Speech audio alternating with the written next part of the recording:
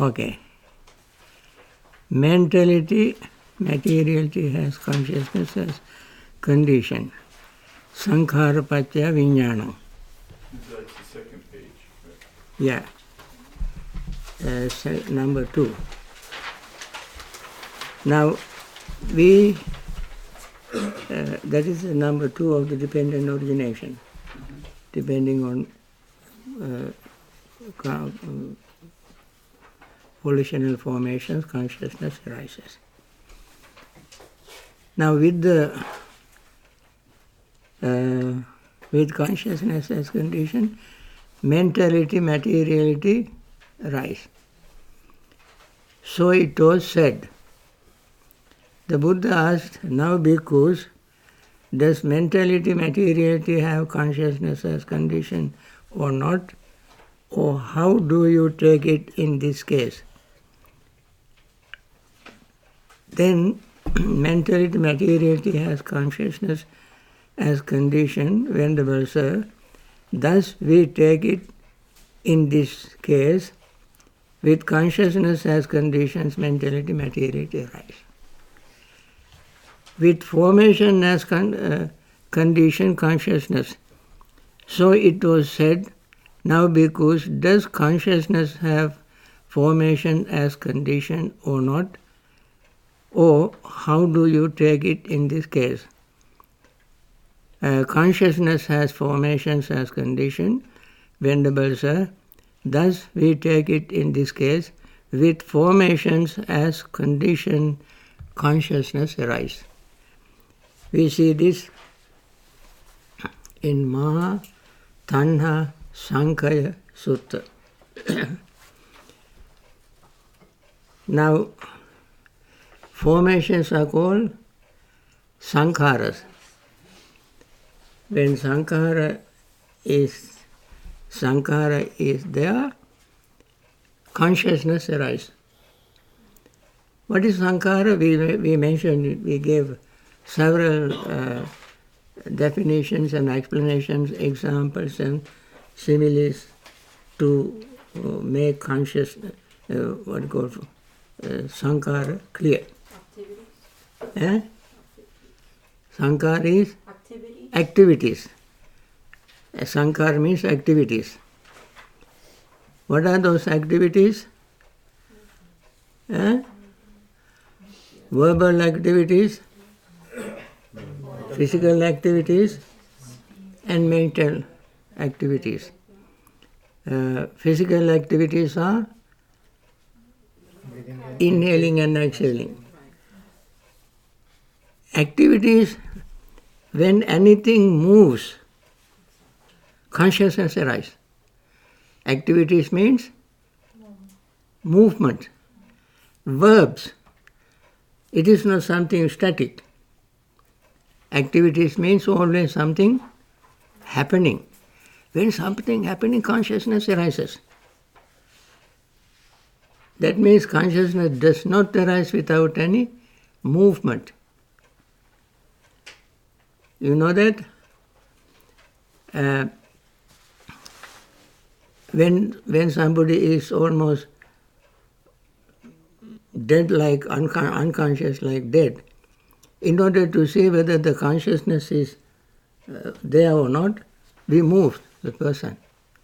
We do all kind of things, throw water, shake, pinch, some kind of activity. Then consciousness arises. Then, without that, where is that consciousness? Without activities, where is that consciousness? It's not established. Dormant. It's not established anywhere. Consciousness is Dormant. dormant. In Sutta Pitaka, we don't find a word for that.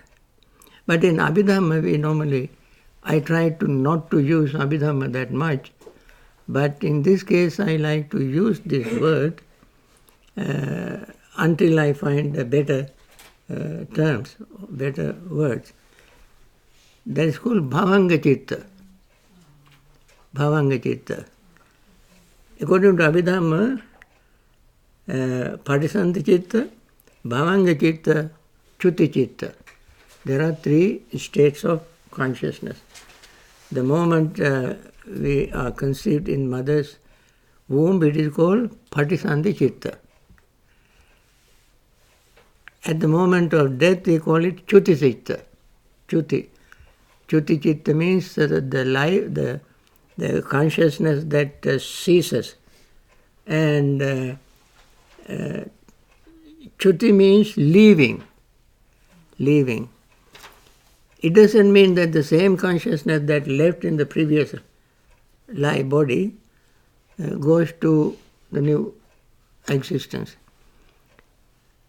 But its replica, its shadow, with all its forces, karma, desire, ignorance, with all these forces, a consciousness arises depending on what is left in the previous life. Not the same consciousness. That is what, if you think the same consciousness moves from life to life, we fall into the same misconception that Venerable, which monk? Sati had. So Buddha reprimanded him and said, that is not the same, that is not true, that is not what I taught. This means, depending on that consciousness, we are talking about dependent origination. Depending on that consciousness, this consciousness arises with greed,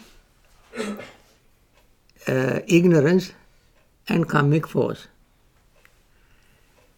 Now, in this case, we learned just now,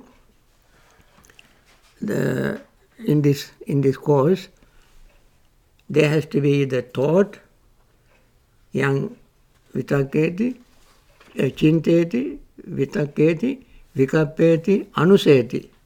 Remember those words we used earlier. The thinking, deliberation, or inclination, tendencies.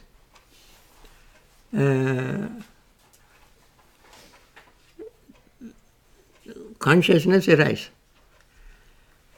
These three things we can find in mentality. Mentality we have contact, feeling, perception, thought, and attention. Now, these are the things that we had in the previous existence. Now we will talk about the rebirth and so forth later on in this course. I just want to explain what the relinking consciousness and the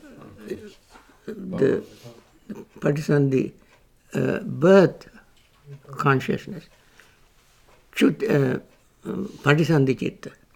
And then from that moment, this consciousness keeps repeating, renewing, and passing away countless times every fraction of a second, all our life. But when there is an activity, this becomes active. When there are activities, even in the fetus, in the mother's womb, this consciousness is working.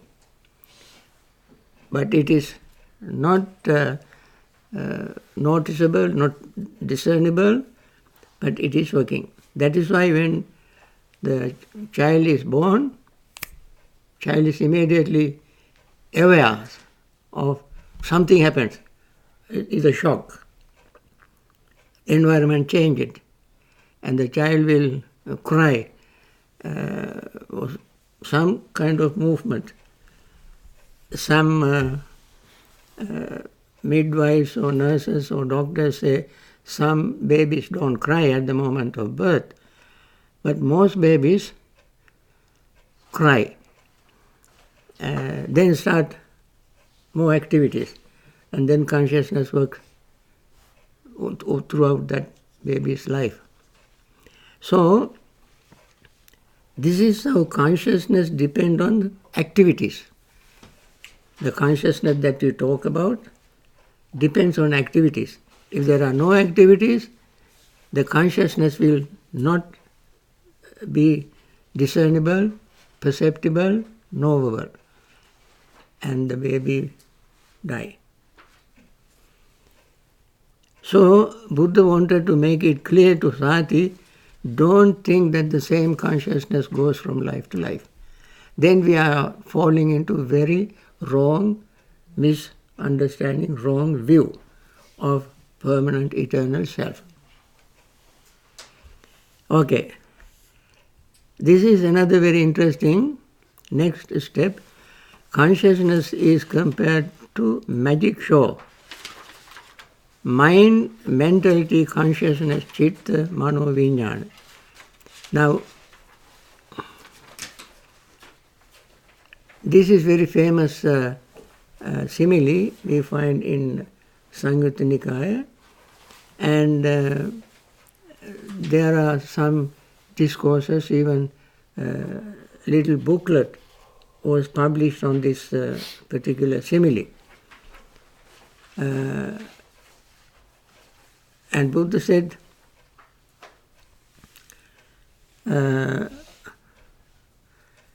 this in many places, like Kalakarama Sutta and various other places, that is especially in Samyutta Nikaya, consciousness is like magic. What we see in magic, does it exist? We don't see, it does not exist. But the magicians use various things and create an impression in our mind that something exists. He creates something which did not exist before, and does not exist now, will not exist later, but he is able to create that image in our mind. That is what magicians do. Similarly, the consciousness does not exist now for anybody to see, will not exist by itself, did not exist by itself in the past, but because of volitional formations, consciousness arises. What consciousness is that? Consciousness that has already been regenerating, reproducing over and over again, trillions of times every fraction of a second. But it really does not exist by itself. Like a magic. Magician can create something in our mind. Similarly, activities can create in our mind for us to become aware that something is happening. When those things disappear, that particular consciousness is not there. That is the point Buddha wanted to point out by using the simile.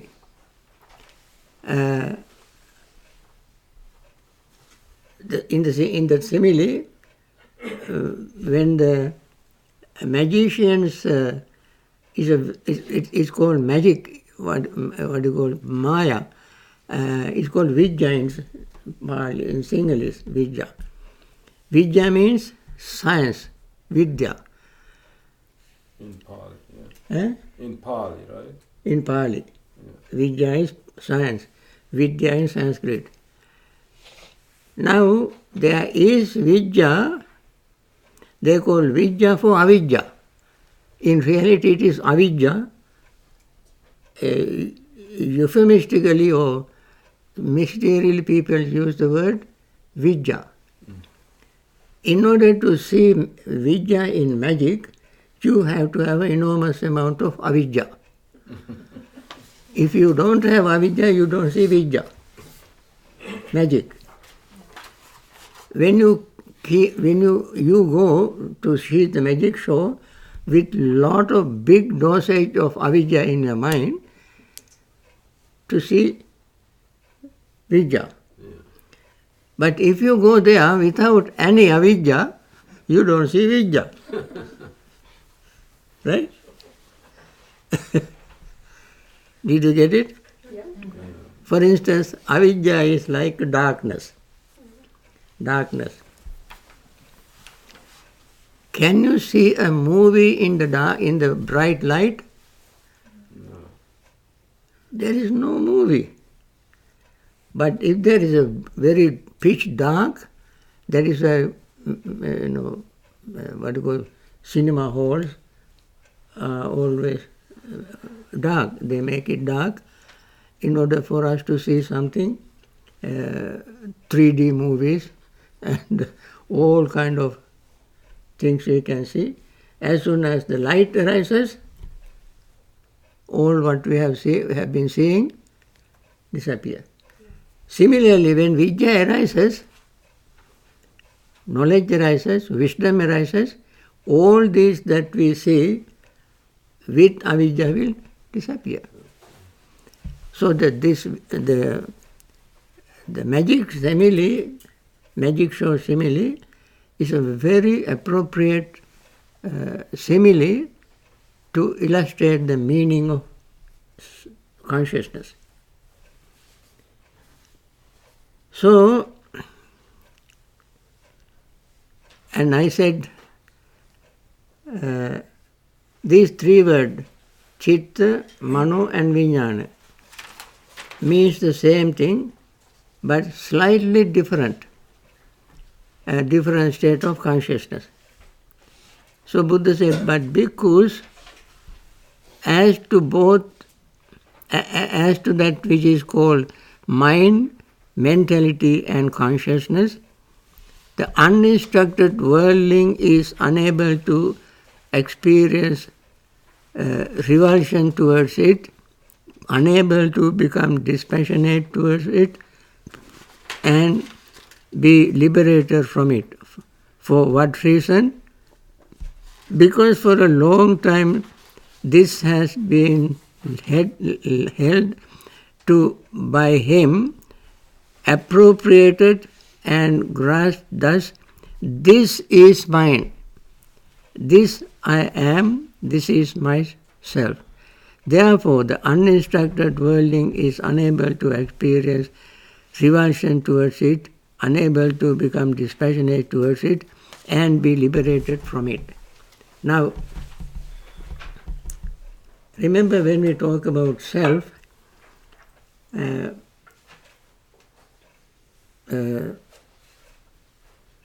what you call sakkaya ditthi, sat kaya ditthi, view that there is something.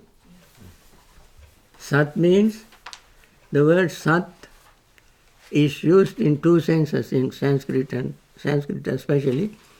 Sat means either is or truth. Sat. From Sat comes Satya. Satya means truth, or Satya in Pali. Right? Chaturarya Satya. And the other meaning is. Sat means is. Sat, Chit, Anand and so on. In those cases, Sat means is. So, people think either body is or body has something called permanent self, feeling, perception, thought. If nothing else, they hold on to consciousness. That is how they multiply it in 20 different ways of existing permanent self. So Buddha said in another discourse, in the same discourse Buddha said,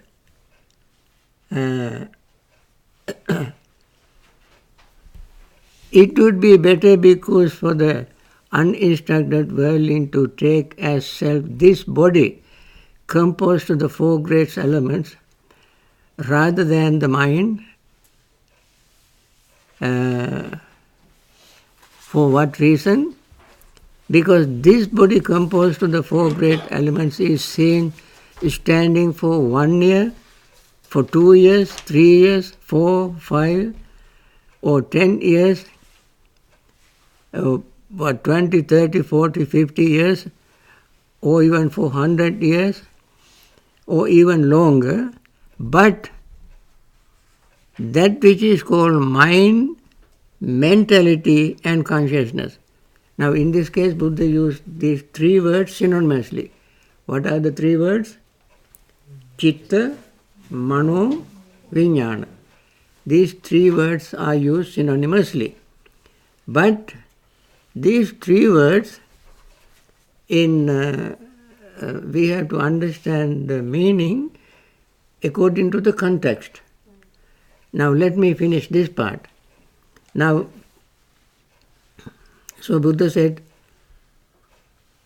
but that which is called mind, mentality and consciousness. Mind is Mano, mentality means Chitta, consciousness means Vijnana. This is very important to remember. Arises as one thing and ceases as another by day and by night. That means consciousness changes so quickly. It arises as one and passes away as another. Now, as it arises as one and then keep changing again before it passes away. And therefore what passes away is not the same consciousness that is arisen. But this happens so quickly, arising and passing away also happens so quickly, and even in between these two quickly moments, there is another stage called existence. You see? That means existence is so sort of ephemeral, so quick, that you hardly can see existence. What you can see is the movement. That's the movement. Okay. Is existence the underlying? Or is it just the connecting between the two consciousness, or is it underneath it? No. Consciousness arises. Consciousness has all the power of greed, ignorance, and the confusion. All these things are there. And therefore when one consciousness disappears, its power is not gone. It produces another moment of consciousness. So you cannot say the same consciousness arises and same consciousness passes away, or different consciousness arises. Right. But because of the power of this, next moment of consciousness arises. And therefore the next moment is not something different. The same thing goes with the rebirth. We will discuss this later on. Bhavapatya Jati, when we come to Bhavapatya Jati, we will discuss that. But for this moment, we are referring only to consciousness, not referring to rebirth and so forth. Jati Patya, Bhavapatya Jati and so on. So we keep this discussion only to this word. Okay? So it arises as one, passes away as another, showing the quickness of the change of consciousness. And that is why Buddha said he even could not give a simile, example, to illustrate the speed of the change of consciousness. So in this case he gave a simile. Just as a monkey roaming through a forest grabs hold of one branch, lets that go and grabs another, then lets that go and grabs still another, so too that which is called mind, mentality, consciousness arises as one thing and ceases as another by day and by night. So, if somebody were to think this consciousness is myself, he better think of the physical body as self, because physical body you can see for certain period of time existing, although it is changing, but that change is so not so visible very quickly. But this change is so quick, and therefore instead of calling this myself, better for the person to call the body his self. Because the word self is used only for something that is permanent. Okay?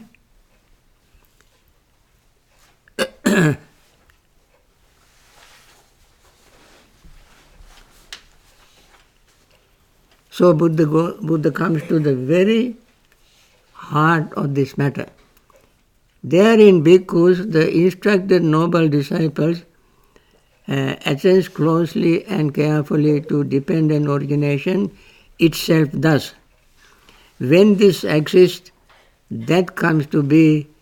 When that arising of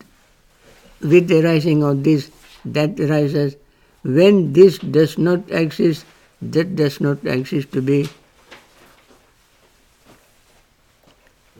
With this does not exist, that does not come to be.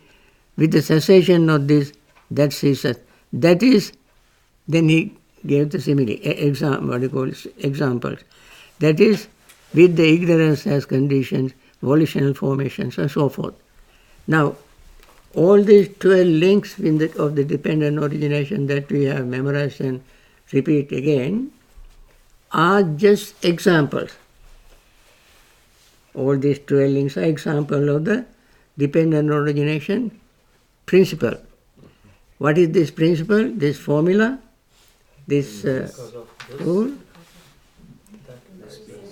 Imas means idang sati.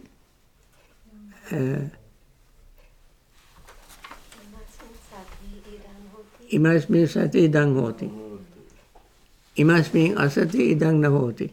Imas upada idang uppajati. Imas niruddha idang niruddhati.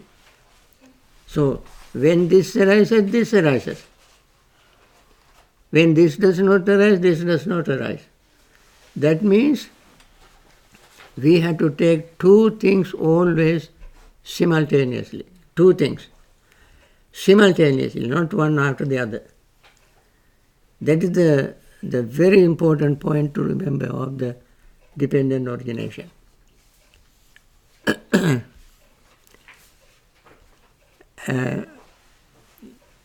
Then,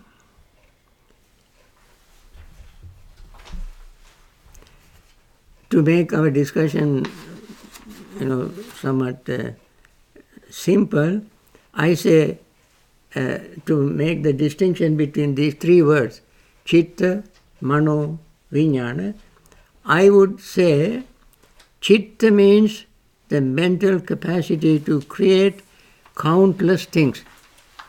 Chitta means, I gave the other day, chitra. Chitra means picture, which is created by the mind. And not only the mind that created the picture, but mind created the imagination of other people in other people's minds.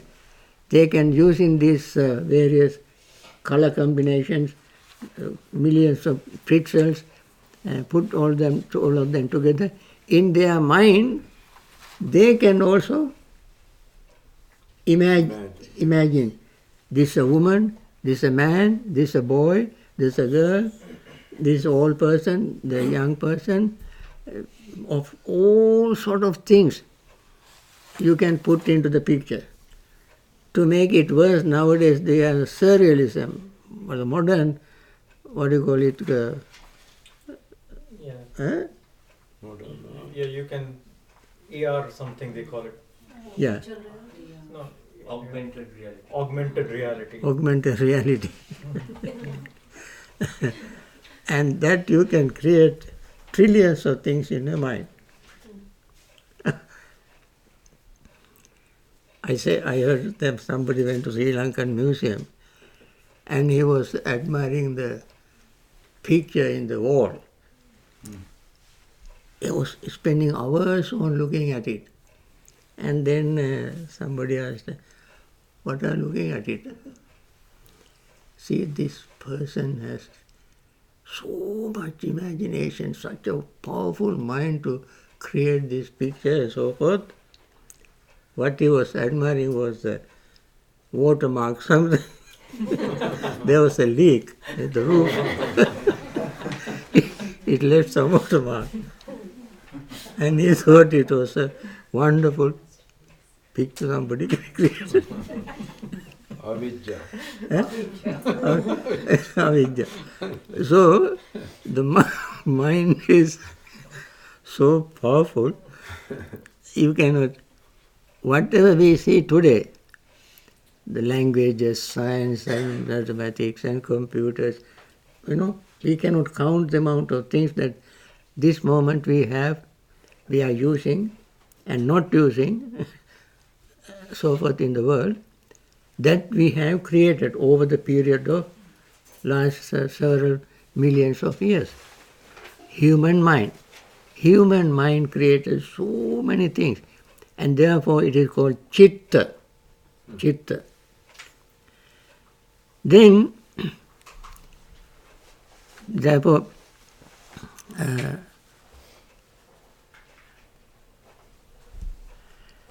then mano means thinking capacity, means capacity of the mind to think. In order to create this, mind has to, creating is another thing, another faculty of the mind, and behind that there is another faculty called mano, thinking to create. And vijnana means ability of the mind to become aware of what is created, what is thinking, and what is happening. Ability, the awareness of all this. These are the three functions of the mind. However, these three states cannot be separated from one another. Consciousness must have an object.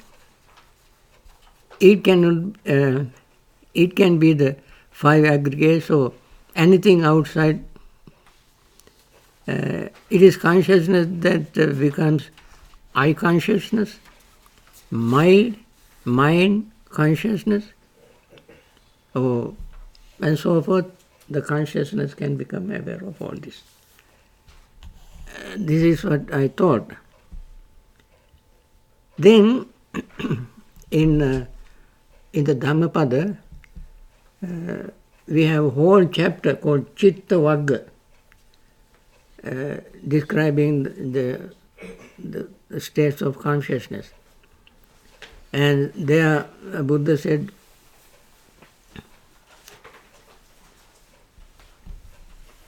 that which an aggressor might do to an aggressor,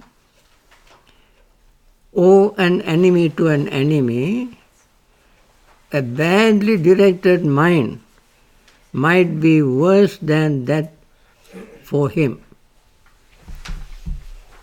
our enemies cannot do so much harm to us as our badly directed mind can. Right? Yeah. Our enemies cannot do anything to hurt us as our misguided, confused mind can do to us. Similarly, it is said, Natang mata pita kaira anyeva api jnataka samma panihitan chittang sejasonam tato kare. Mother and father and other relatives might not do for him as much as well-directed mind can do for him. When our mind is pure, what it does to us, no mother, no father, no brother, no lover can do to us. Is it true? And that is why Buddha said always, purify your mind. There he used the word, sometimes mano, sometimes chitta, sometimes vijnana. These three words he indiscriminately, synonymously used in various places. So, however, mano and vijnana are elements. Mano dhatu, vijnana dhatu. In the same mind, there are two elements. Mano dhatu, vijnana dhatu. There are 18 elements. What are the 18 elements? Chakku dhatu, rupa dhatu, chakku vijnana dhatu. 3. So, that means eye element, form elements, eye consciousness element. So we multiply our 6 senses by these 3, we get 18 elements. But when it comes to the mind, mano dhatu, dhamma dhatu, mano vijnana dhatu. 3. Mano dhatu, dhamma dhatu, mano vijnana. So, chakku dhatu, rupa dhatu, chakku vijnana dhatu are separate from eye, consciousness. But the consciousness itself has 2 elements. I use the same, Buddha used chitta, mano, vijnana. Then mano has mano dhatu, mano vijnana dhatu. There is no chitta dhatu. Then chitta is explained in many different ways, more differently than vijnana. For instance, in Satipatthana Sutta, there is one whole section out of 4 foundations of mindfulness. One foundation is called Chittanupassana. Chittanupassana. I mentioned earlier that chitta or consciousness cannot be identified by itself. There has to be something for the consciousness to be identified. There must be something. This is an example in the Mahasatipatthana Sutta. Chittanupassana is an example.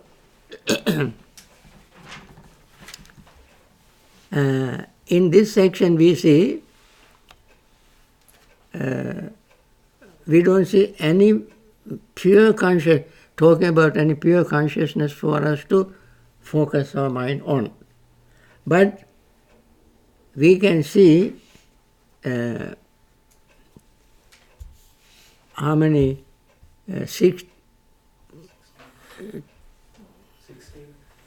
16 pairs of consciousness, all with something else. For instance,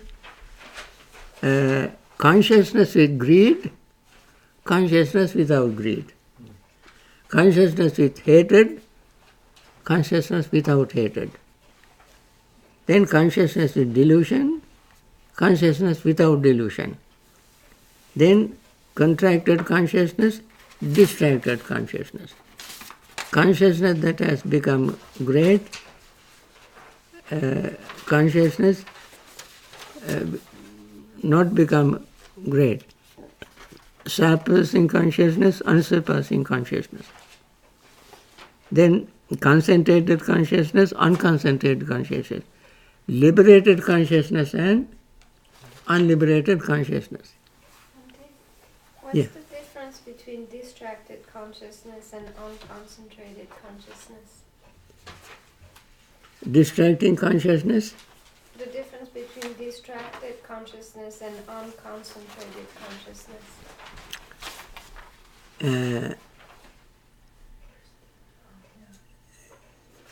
that is samahitam chittam, asamahitam chittam.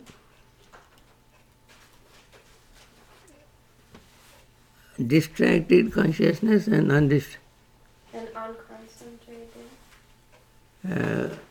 Concentrated, distracted, right? Yeah, there's Ah. contracted and distracted, Right. and then unconcentrated. But what's the difference between distracted and unconcentrated? Unconcentrated is distracted is meaning while you are practicing, you're trying to gain jhanas and so on, that would be distracted by, for instance, when one,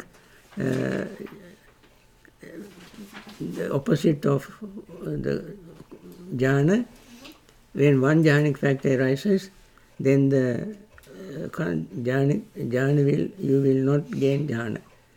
You have reached certain state close to getting jhana, but you cannot get it because of the some hindrance. Hindrance will appear, and therefore you are not going to get jhanic state. That is unconcentrated state. Distracted is before you, while you are practicing even mindfulness, various other noises and so forth around you will distract you. So one is specific related to jhanic attainment, other is general. Normally when anybody is trying to practice meditation, any snoring, dragging a chair or some other little noise around will distract the person. And so,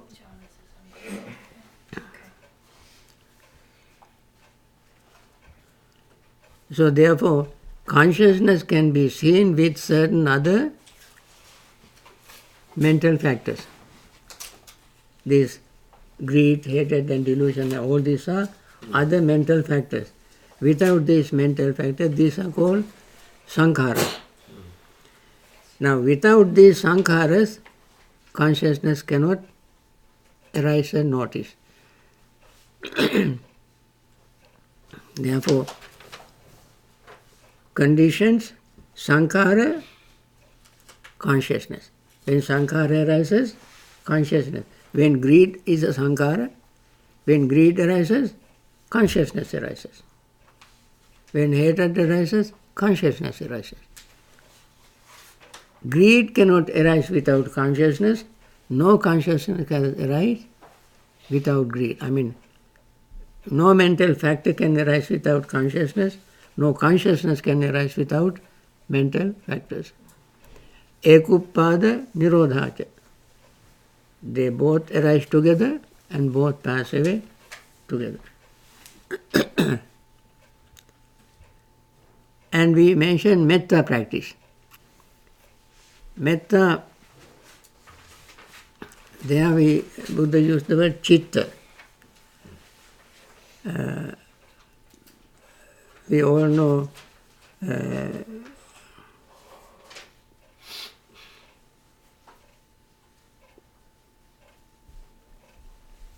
in various places, metta sagatena chittena ekandi samparati dutiyanditang and so on. All directions we can practice metta, focusing our mind on various directions.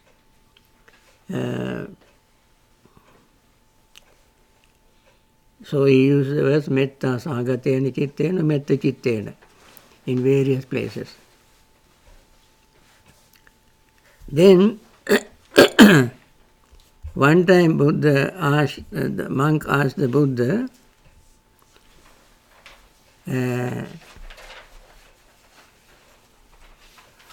by what, Venerable Sir, the world is led or the world is dragged here and there. So he put it in a stanza, chit, and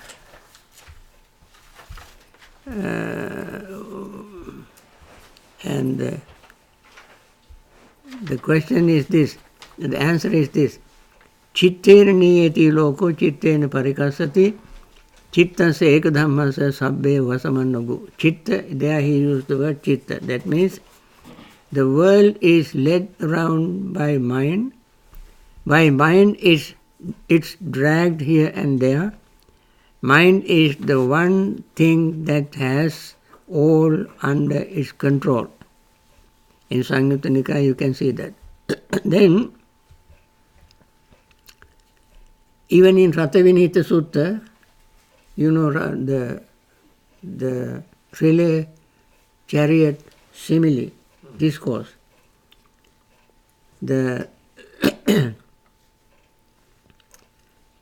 The first purification is the mind purification. They are chitta visuddhi, not mano visuddhi or vijnana visuddhi. In the case of visuddhi, purification, the word used is chitta visuddhi. In meditation, chitta parisuddhi. So the word chitta is used in some places. But it doesn't mean in that place we can replace the chitta with mano or vijnana. But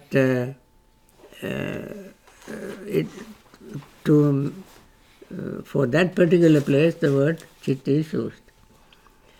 Therefore, in Ratavinita Sutta, Buddha used Venerable, what you call, Mantaniputta, Venerable Mantaniputta, answering Venerable Sariputta's questions. Chitta visuddhatena brahmacharyam sarati. Chitta visuddhi, ditti visuddhi, kanka vitarana visuddhi, and so on, 7 steps of purification. They are the word chitta is used for the purification. Bhante, why is it difficult to come up with 3 different words for those 3 words instead of just calling it mind? I mean, is it because of the language is not rich enough, or like chitta, mano, and vijnana? English language is not rich enough To have 3 different words. Yes, English language is not a spiritual language or religious language. Yeah. It's a secular language. But the Pali, being a very typical religious ecclesiastical language, have very specific words. That is why in some places I said there are certain Pali words that cannot be translated into English. We have to use those words as they are. For instance, the word Dhamma. Dhamma has so many meanings.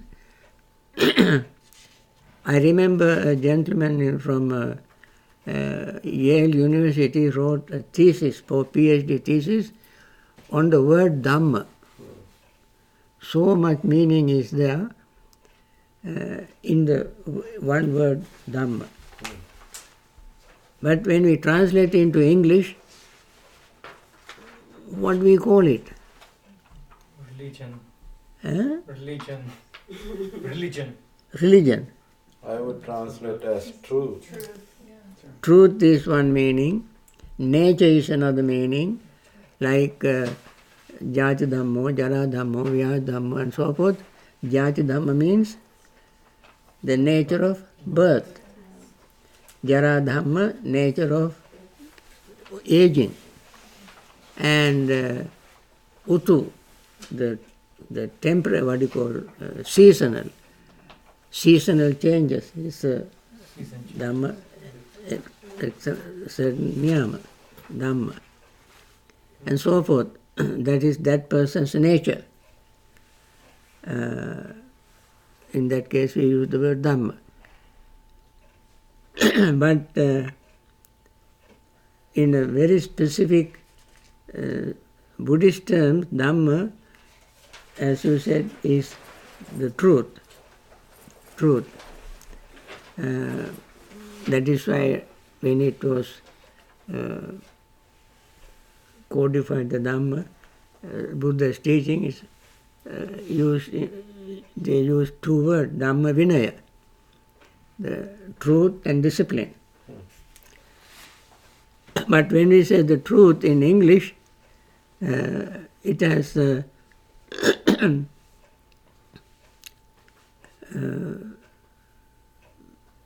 different meaning. We have to find out appropriate meaning.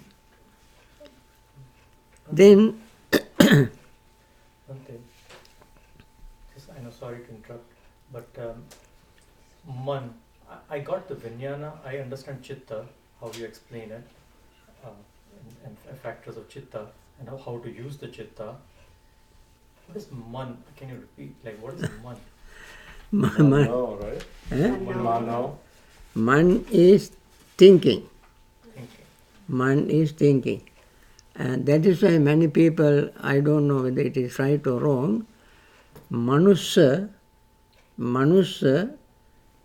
is chosen for humankind because of the capacity of thinking. My human beings are only beings that can think in, unimaginable way to create so many things. So mind is thinking. Like, based on this object, whatever it thinks, so that's what we describe, proliferation or something. That includes planning, scheming, Yeah. and that thinking. That's the aspect we will know as man. So whenever so Buddha uses in that perspective when he used mano. Right. But Right. mano is also a comparison, right, Bhante? Yes, that's it. No, that is mana. Man. Mana. Mana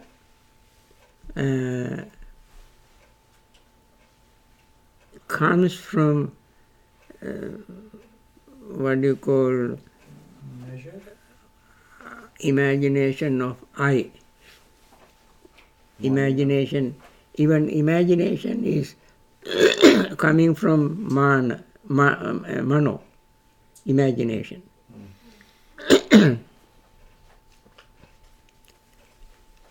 That is how I think. Perhaps we have to look for something deeper somewhere else, but at this moment I think this may be what I can say. Then the consciousness, when Buddha said in Maha Tanna Sankhya Sutta, because consciousness is, this is very, I think I mentioned this earlier, didn't I? Yes, you have mentioned once before also. Yeah. Establishment of consciousness. Yeah. I consciousness and so forth.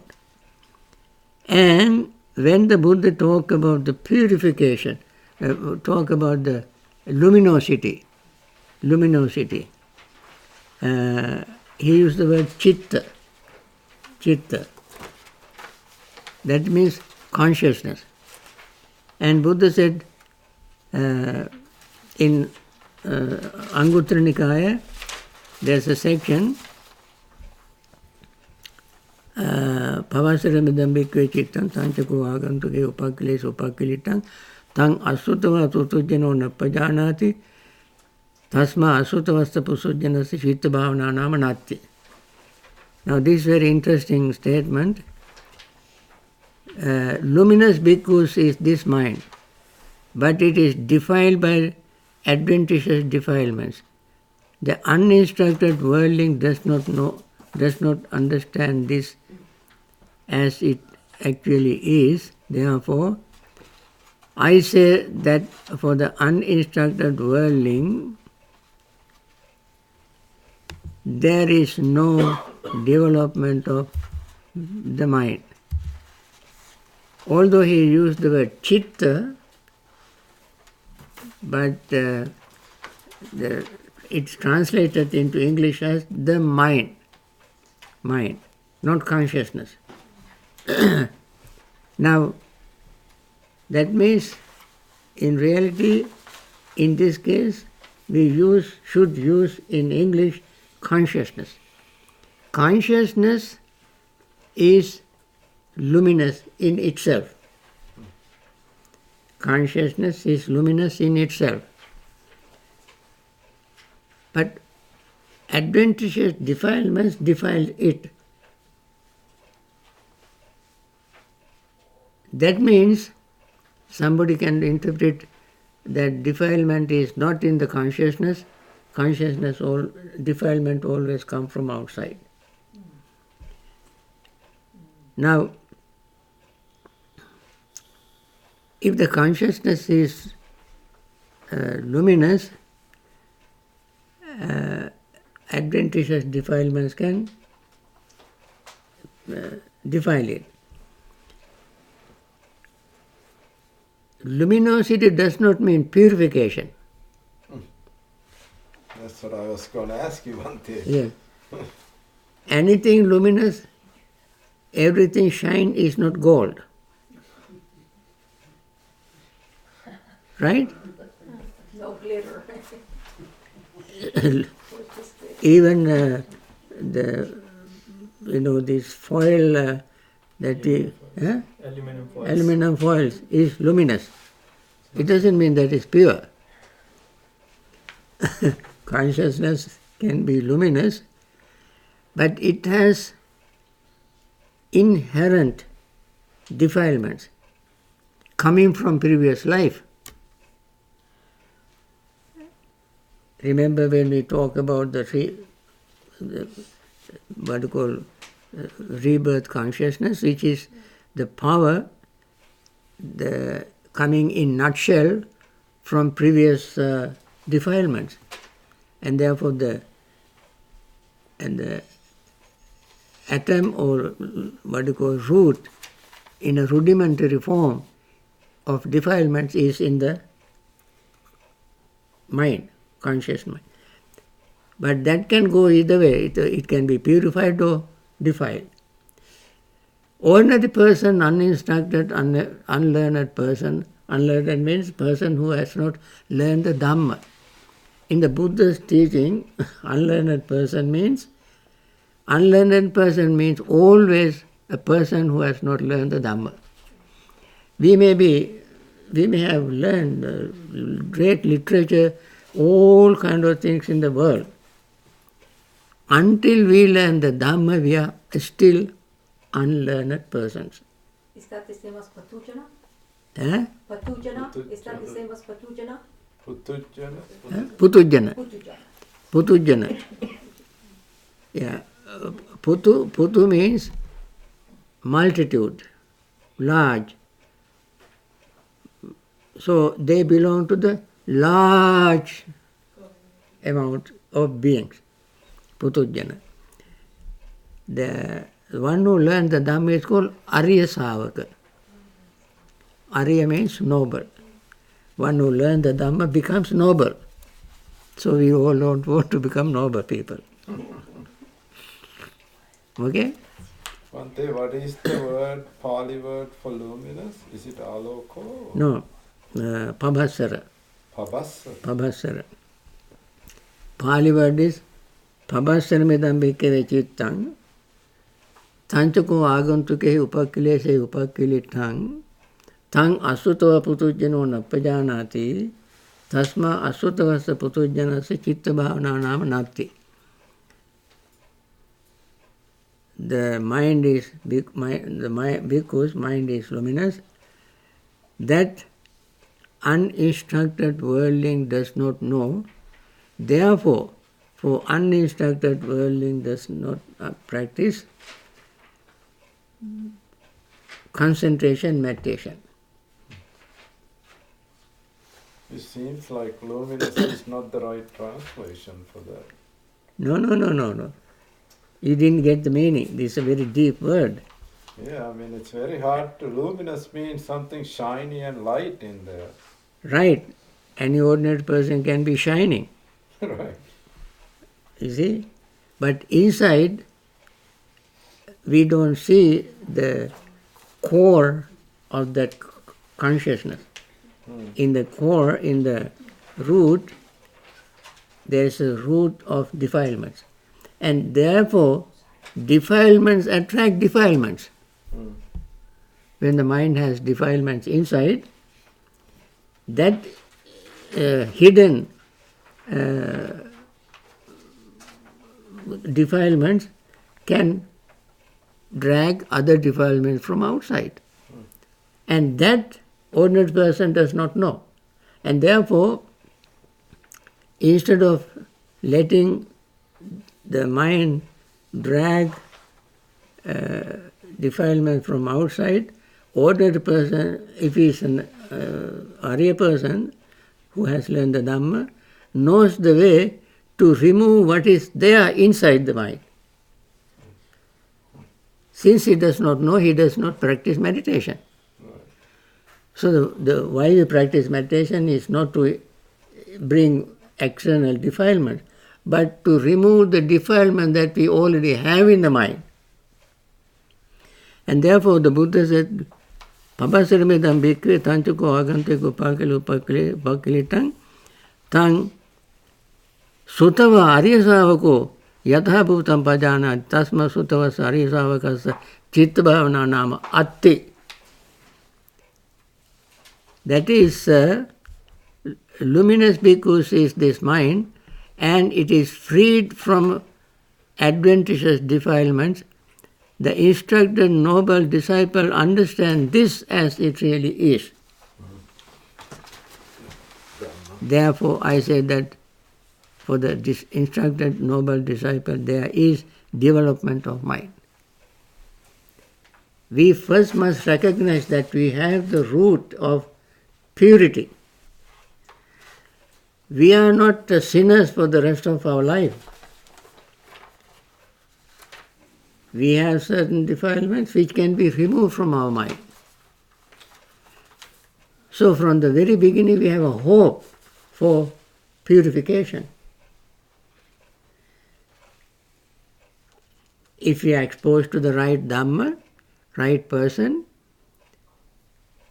we can purify it. And therefore, that is the Dhamma part, but the part that we want to learn about the mind is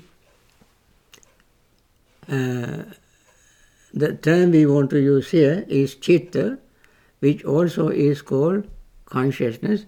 In the translation we should have said the luminous is this consciousness, because the word Buddha used the word chitta as a vinyana, chitta. if it mind, it should have been mano. But since in English there is no appropriate word, then you have to use mind. Okay. Then consciousness and wisdom. This also is very important. We can find it Chula Vedala Sutta. No, Mahavedala Sutta. Mahavedala Sutta. This is very important to remember. Consciousness is said, friend, with reference to what is consciousness. It cognizes, friend. That is why consciousness is said. What does it cognize? It cognizes this is pleasant. It cognizes this is painful. Did we discuss this earlier? No, it's not in the hand. In the beginning, you mentioned about that. What is the purpose of consciousness? The purpose of the consciousness is to cognize. Cognize. Yes. So in the very beginning, we started. Okay. Now we go to the next section then. The section we have not discussed. Wisdom and consciousness, friend, are these states conjoined or disjoint? Conjoined or disjoint? And is it possible to separate each of these states from the other in order to describe the difference between them? Venerable Sariputta answers the question, wisdom and consciousness, friend, these states are conjoined, not disjoint, and it is impossible to separate each of these states from the other in order to describe the difference between them. So the consciousness and wisdom are always together, inseparable. For the reason is given here, for what one wisely understands, that one cognizes. And what one cognizes, that one wisely understands. That's very true. When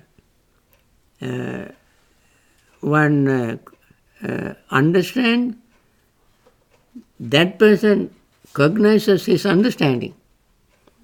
Therefore, these two must go together. That is why these states are conjoined, not disjoint. So, what is the difference between wisdom and consciousness? The difference between this wisdom and consciousness, these states are that they are conjoined, not disjoint, is this: wisdom is to be developed, consciousness is to be fully understood. The difference between wisdom and consciousness, wisdom has to be developed.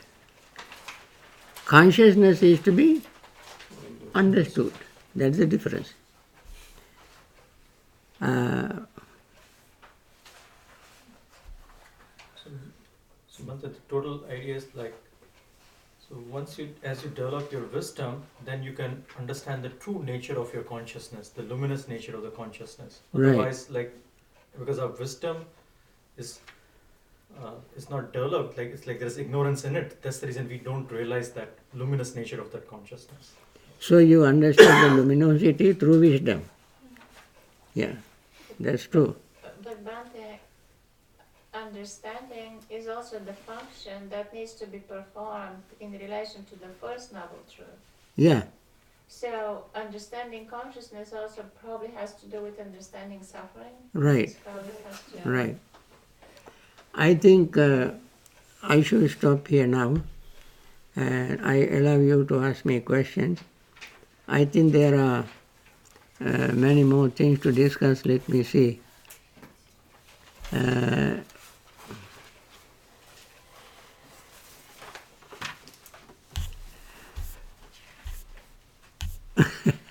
I think we have to stop here. There are certain things to discuss. That may be enough for another class. So the conscious... Still part of Vijnana, Bhante? The third Still part of the consciousness. Conscious. 3 parts. We discussed now twice. This is the second class on consciousness.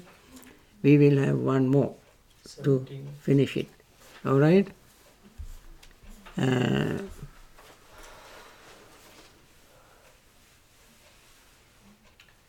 Bhante, Karan, I have a question. Okay, that's what I'm going to... Okay. Let me put a mark here.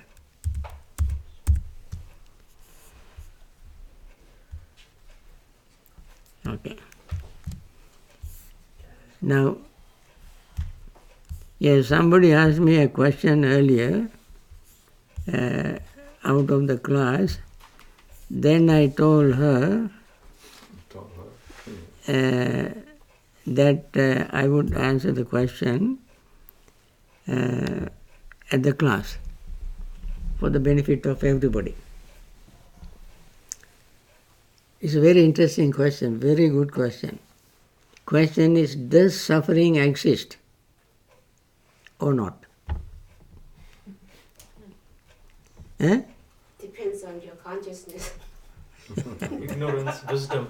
It depends on the wisdom. Wisdom. I mean, That's the whole idea. So, see? I think the Bhante, Is it- you asking like, is suffering, we create suffering, or does it really exist without us doing anything? Is that Now, what? now, That's like the magician. Yeah. It is exactly like that. It's concocted. It's fabricated. No. And it depends on the consciousness and the defilements and all that. So I think I think Bhante should. one answer was correct answer. The suffering does not exist by itself. Depends on wisdom or ignorance. Now, we are learning dependent origination. According to dependent origination, nothing can exist by itself, including suffering. Suffering does not exist from hanging from clouds for us to pick up. Does not exist like that. There has to be something for suffering to arise. so suffering paired with wisdom. Suffering paired with wisdom then. If you have wisdom, there's no suffering. If you have suffering, there's no wisdom. Right. Wisdom of not to have suffering at all, we have to have supramundane wisdom, not ordinary wisdom, supramundane wisdom. Ordinary wisdom, you can subside suffering when it arises. Ordinary wisdom, you recognize suffering arising, and by developing wisdom, you can remove the suffering. But when you have supramundane wisdom, you don't have suffering at all. Because the root of suffering is eliminated. What is the root of suffering? Greed, and then Greed and ignorance. Greed and ignorance are the roots of suffering. So long as they exist, we may have some wisdom, ordinary wisdom. That is why we practice to remove the suffering and practice meditation to remove our suffering. And then one day we will be able to definitely be able to remove the root of suffering, that is greed and ignorance. That very moment suffering vanishes from our mind, never to arise again. Although we live after that, we live after liberating ourselves from suffering or from defilements. We continue to live and experience what other people experience. But since there is no root of ignorance and greed, we don't suffer. So suffering can be eliminated, but not pain. Pain can exist until you die. Suffering can be eliminated totally anytime we eliminate greed and ignorance. Bhante, when we say supermundane,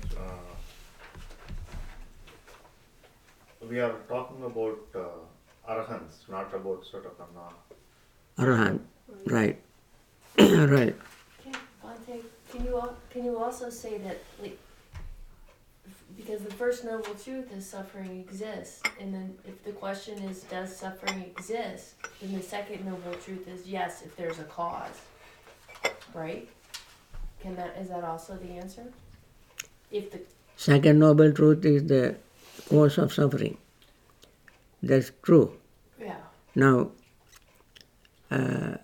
suffering exists because of the ignorance and desire. So suffering itself does not exist by itself.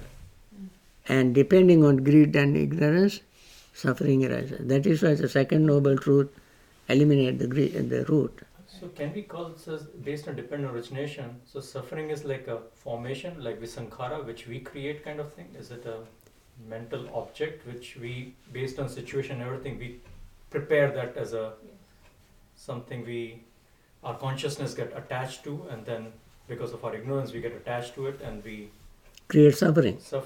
Yeah. So it's kind of a sankhara, like formation. Yeah. And there is the other definition, Bhante, Pancha Upadana is suffering. So all five aggregates are suffering. Yeah, you see, you are getting into another area. Now, five aggregates are suffering not because of the five aggregates themselves, but because of the attachment to five aggregates. Even arahants have five aggregates, but they don't suffer. Why? Because they are not attached to five aggregates. Just mere existing five aggregates itself does not create suffering. If you say five aggregates are suffering, period, then even arahants also should suffer. But that is why the word is used upadana, pancha upadana kanda and panchakanda. Panchakanda, if you simply say so long as panchakanda exists, suffering exists, that is not correct answer. We must say since the five aggregates of clinging exist, or pancha upadana kanda exist, suffering exists. So pancha upadana kanda itself means the mind keep trying to attach to the aggregates. At that moment you have suffering. You don't need anything outside. So long as you have the aggregates and you cling to them, even the slightest amount of clinging to any of our aggregates creates that much suffering. If your attachment is 10%, you have 10% suffering. So in the case of the arhan, so how is like this consciousness pure? So then how do you like sankhara? So there's no formation for him, or there is? No, there's no. No. He does not create the karma related formations.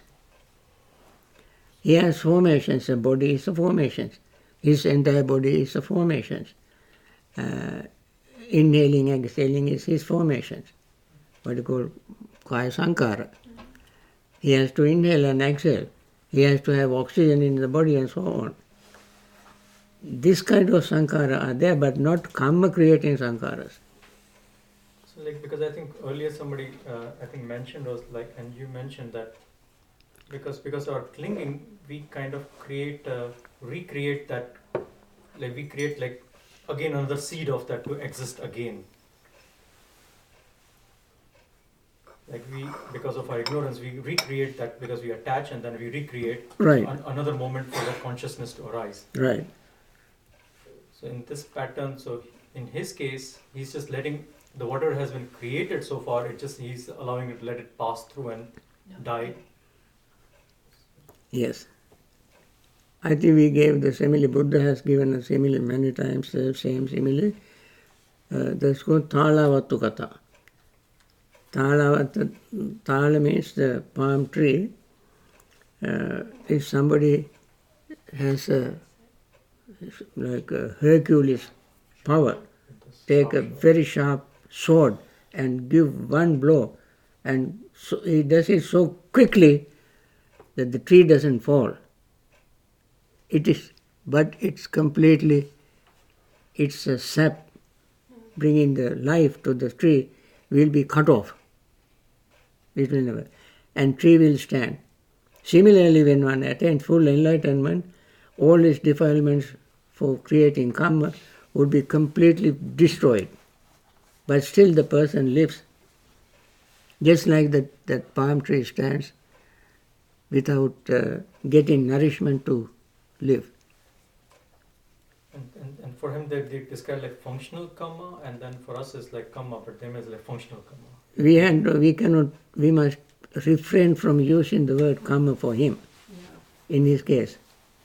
Because the very word karma means that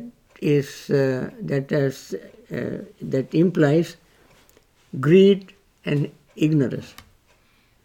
Karma simply means greed. Even wholesome karma has greed and ignorance.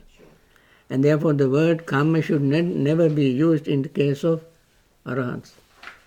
But the previous karma still exists, right? It doesn't create new karmas. Previous karmic results will exist, just like this palm tree will live green until its sap is completely exhausted. But new sap will not come to the tree. That is called Khinam Purana Navang Natti Sambhavang. In Ratana Sutta we say Khinam Purana Navang Natti Sambhavang. All seeds are made barren. All seeds are made fruitless, what you call barren. And new seed will not be produced. Okay? Okay.